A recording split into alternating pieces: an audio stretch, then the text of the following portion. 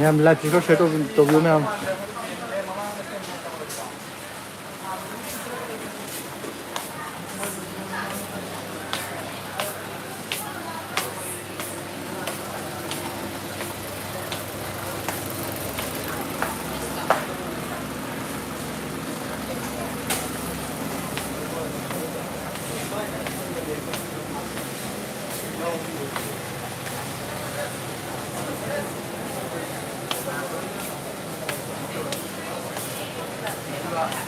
ये फ्रिज पे को फ्रिज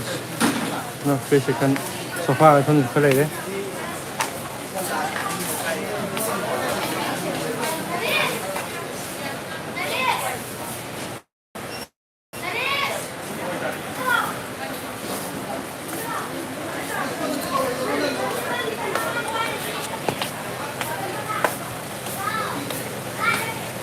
सोन जिना कोई क्वालिटी सेक्शन हो जाने को सीधा लेबर है ना क्वालिटी सेक्शन हो जाने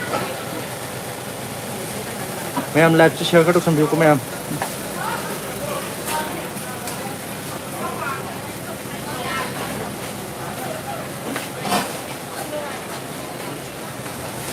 ये प्लास्टिक की आइटम चलो ले प्लास्टिक को कोई टोपी ले कोई स्टूल ले कोई टब देखिए सिंटेक्स ब्राइट मचा है करेगा किन मशीन प्लास्टिक की आइटम चलो ले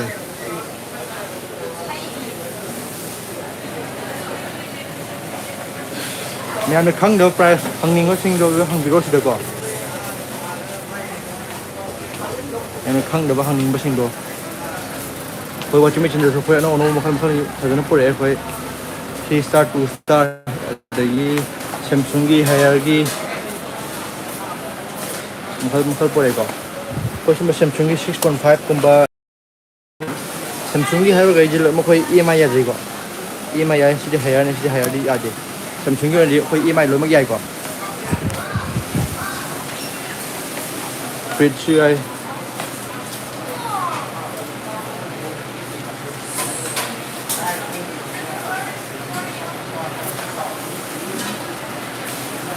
कोई अलमीरा ना ओनो बस पड़ेगा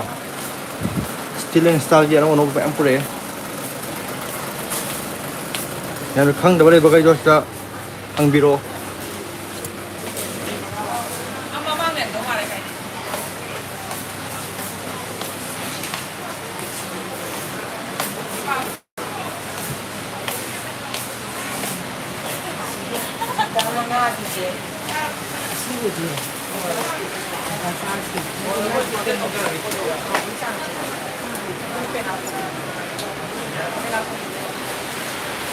はいけどで本で phone 이쪽이다 미자 상자 홈나 상자 차오다これにさからasli miga ini asli kali chill le ma'am